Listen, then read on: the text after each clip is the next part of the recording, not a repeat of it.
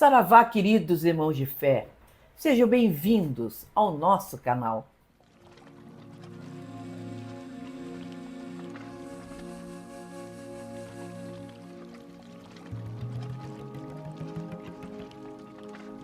Hoje, excepcionalmente, nós vamos dar algumas dicas bem práticas sobre como nós podemos melhorar a nossa mediunidade.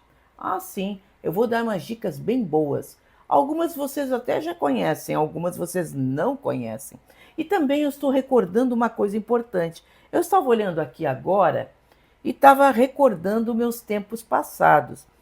Esse ano eu vou fazer 40 anos de Umbanda. Eu estou fazendo 49 anos de trabalhos mediúnicos, porque eu já trabalhava em outra seara mediúnica. E sou dirigente de Umbanda desde 1995, ou seja, 30 anos. É tempo. É um tempo que a gente olha para trás e não sabe nem como começou. Porque o tempo passou tão rápido e tão maravilhosamente bem, convivendo com esses guias divinos que nós temos e que só nos desperta amor, que o tempo passou voando e a gente nem percebeu que isso passou. Agradeço a Deus, agradeço a todos os nossos guias essa oportunidade de servir. Todo médium pergunta: como é que eu posso melhorar a minha mediunidade? Muito médium tem uma seguinte ilusão: acha que você é médium a partir de que você coloca o pé na soleira da porta do seu terreiro. Não é nada disso. Você é médium 24 horas por dia. É 24 horas por dia? Sim. Você sempre será médium de Umbanda. Porque enquanto você trabalha, enquanto você está vivendo, sempre tem uma oportunidade, alguma coisa acontece, um colega com problema, de alguma maneira você vai estar ajudando alguém. Depois você vai para casa, você dorme. Quando você dorme, passa a sonhar. Sonha que está no terreiro trabalhando. Sonha que está com um grupo, seu grupo mediúnico, numa praia, num lugar qualquer, trabalhando ali, ajudando as pessoas. E você acorda com a certeza que esteve lá ajudando pessoas que você nem conhece. Pelo menos você não lembra quando está em vigília. Então você é médium 24 horas. Então, quando você chega aí a um terreiro para trabalhar, você trabalhou a semana inteira. Porque um médium ele não perde uma oportunidade de ajudar, de fazer alguma coisa. E se não tem nada para fazer dentro de casa, ele está acendendo uma vareta de incenso, ele está acendendo uma defumação, ele está preparando um banho, ele está cantando um ponto, ele está fazendo alguma coisa que está atraindo entidades de luz para perto. O médium tem que ter consciência que à medida que ele se desenvolve, que ele aceita se desenvolver na Umbanda, ele começa a mudar a sua vida. Ele começa a se tornar uma verdadeira antena viva, captando as energias do alto e que tem que repassar para a matéria, para as pessoas que necessitam. Estudar o quê? Porque muitos chegam para nós, a gente fala, você tem que estudar. Mas estudar o quê? Aí passa a assistir aqueles vídeos.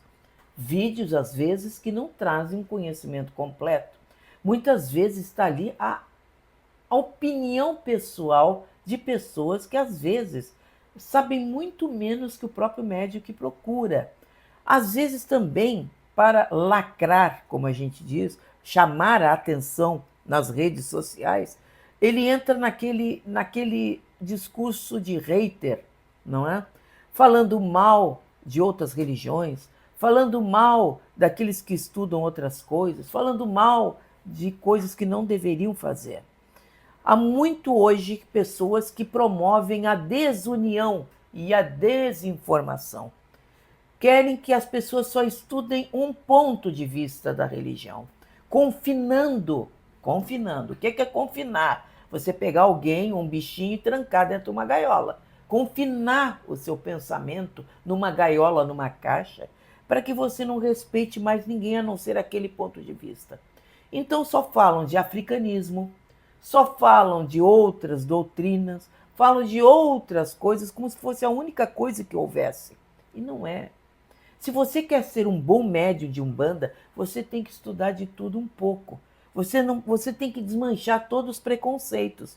Porque, como eu sempre estou falando, às vezes você não gosta de uma religião ou de uma doutrina porque ela lembra certas pessoas, lembra certos comportamentos lamentáveis que você associa a pessoa à religião. Não tem nada a ver. Muitas pessoas hoje em dia detestam estudar cristianismo, por exemplo, ou falar de Jesus, alegando que as pessoas que adoram Jesus ou que seguem Jesus são preconceituosas, obrigam as pessoas a pensar como elas querem e coisas assim que não é verdade. Para começo de conversa, Jesus nem criou uma religião. Jesus criou uma doutrina, um pensamento. Ele não criou igrejas, ele não criou sacerdotes, ele não criou templos, ele não criou nada. Ele só criou uma ideia de felicidade, uma ideia de chegar até Deus. E principalmente uma imagem de uma humanidade que eram todos irmãos, onde todos deveriam ser vistos do mesmo modo. Jesus abraçava pessoas de má vida, centuriões romanos que seriam inimigos históricos de seu povo. Jesus abraçava todo mundo, ajudava todo mundo. Mas por causa disto, por causa dessas pessoas, por causa desse pensamento intransigente e preconceituoso, acabam se afastando de aprender tanta coisa útil que Jesus ensina. Muitos também associam o espiritismo a outras coisas, a uma doutrina preconceituosa, enfim. Ela foi uma doutrina criada no século XIX. Então faz muito tempo de pessoas vivendo no século XIX. As pessoas podem até ter críticas, mas a doutrina em si foi ditada pelos espíritos de luz. E a doutrina em si ela é impecável no seu discurso. Nós não podemos nos basear nos livros escritos pelas pessoas achando que foram os espíritos que escreveram. Não. Poucos livros devem ser lidos e poucos livros devem ser compreendidos, porque trazem realmente uma boa mensagem. O africanismo, então, meu Deus, eu acho que é a fonte de informações mais linda. Aí eu vou estar exagerando, né? Eu vou estar dourando demais e desconsiderando as outras. Mas eu sou apaixonada pelo africanismo. Porque o africanismo nos fala de coisas que ninguém imagina. A magia, a utilização das folhas, a utilização dos objetos, das coisas na natureza, na essência do orixá. Como é que nós nos tornamos filho ou filhas desse ou daquele orixá? Enfim, o africanismo é uma fonte soberba de conhecimentos. Deve ser estudado também por nós. Não necessariamente vamos adotar nos nossos trabalhos de Umbanda, porque às vezes os trabalhos de Umbanda não adotam certas coisas, mas vai explicar alguns fenômenos, vai explicar algumas origens, vai explicar algumas coisas, de tal modo que, se perguntarem para você por que você faz isso ou faz aquilo, você não fica pensando assim, olha, sabe que eu não sei? Não, você vai dizer, olha, isso aqui tem uma origem assim, isso aqui tem outra origem lá. Isso ajuda você a pensar melhor.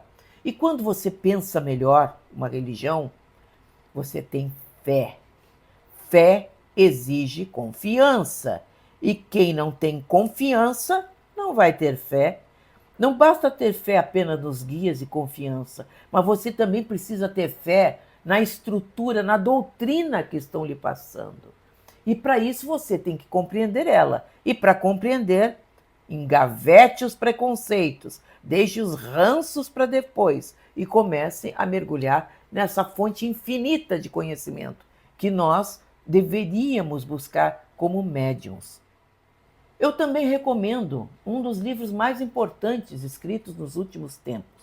É de Pai Diamantino Trindade, A Gênese da Umbanda. Porque muitos se perguntam como é que a Umbanda nasceu. Se a Umbanda havia antes de Zélio, o que aconteceu até chegarmos aqui?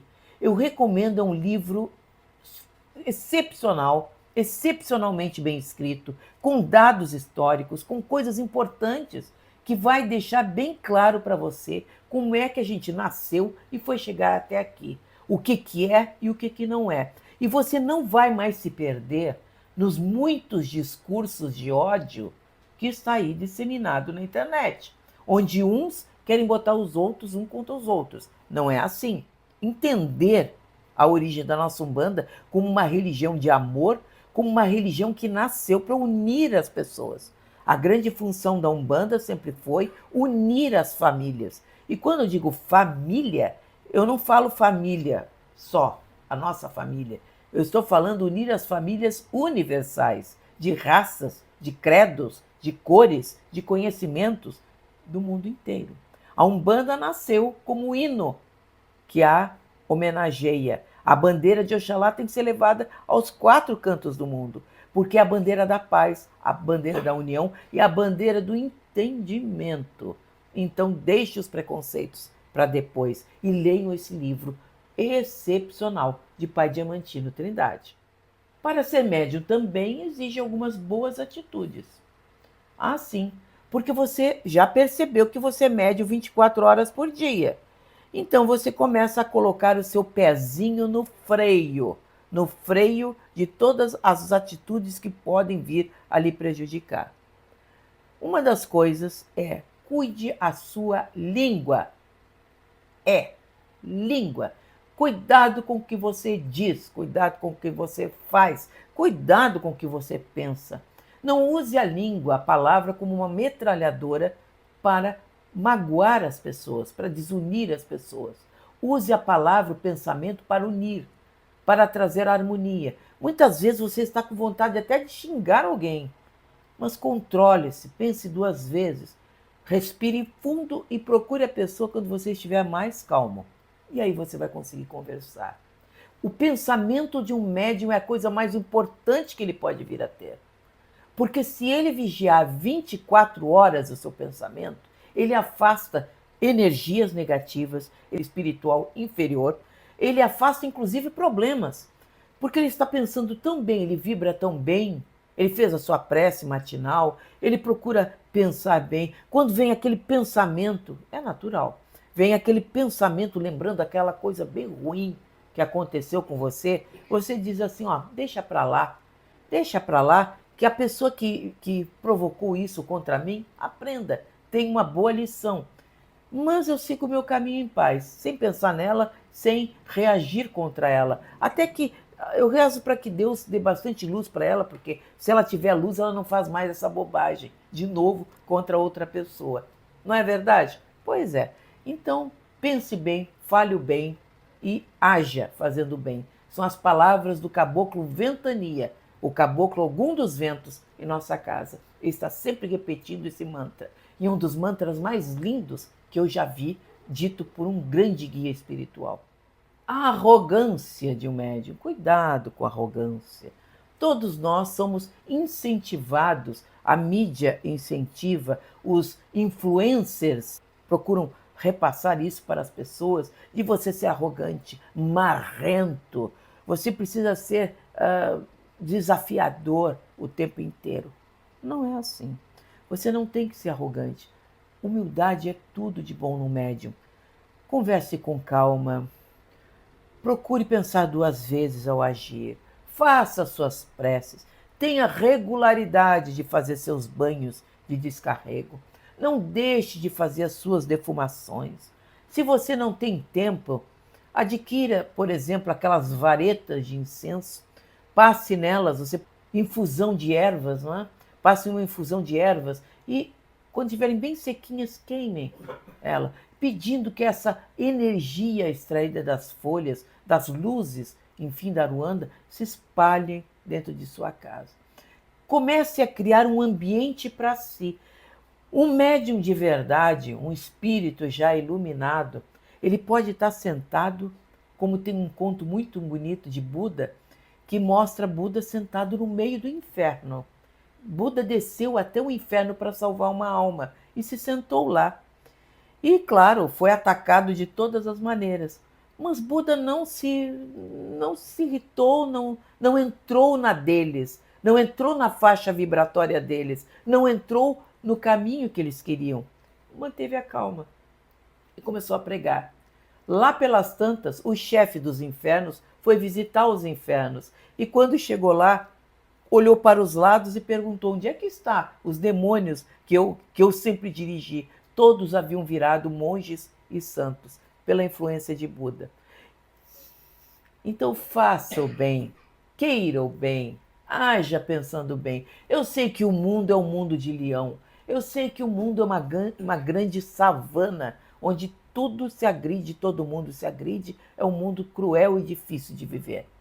Mas dá sim para criar o seu mundinho. Nem que depois de um dia inteiro de problemas você vá para sua casa, se feche e se recolha, nem que seja alguns minutos antes de dormir.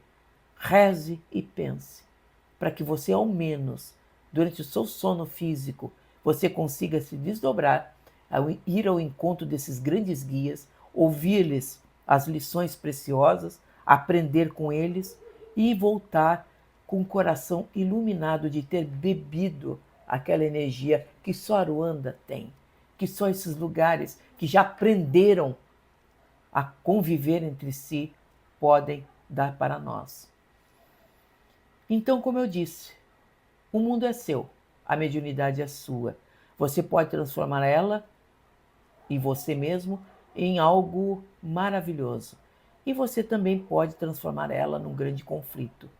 Se você estiver passando por conflitos, procure seu dirigente, converse com ele, fale dessas coisas, fale com os guias de luz. Eles sempre vão ter uma palavra amiga para transmitir para você, para ajudar você a superar esses problemas. E desejando a você que seja um médium melhor a cada dia. Porque ser médium é uma construção diária. Acredite em mim.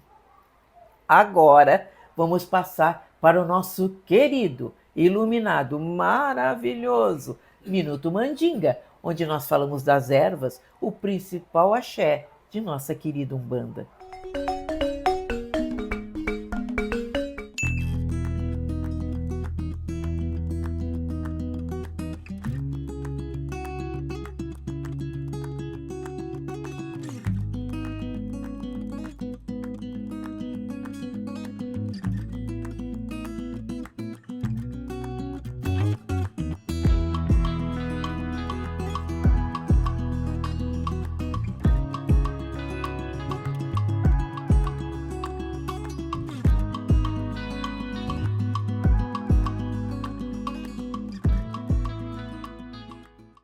Eu tenho certeza que você gostou. Então, até semana que vem, quando vamos falar de mais assuntos maravilhosos, assuntos empolgantes, assuntos que vão fazer você refletir e se transformar num médium cada vez melhor. Então, até lá!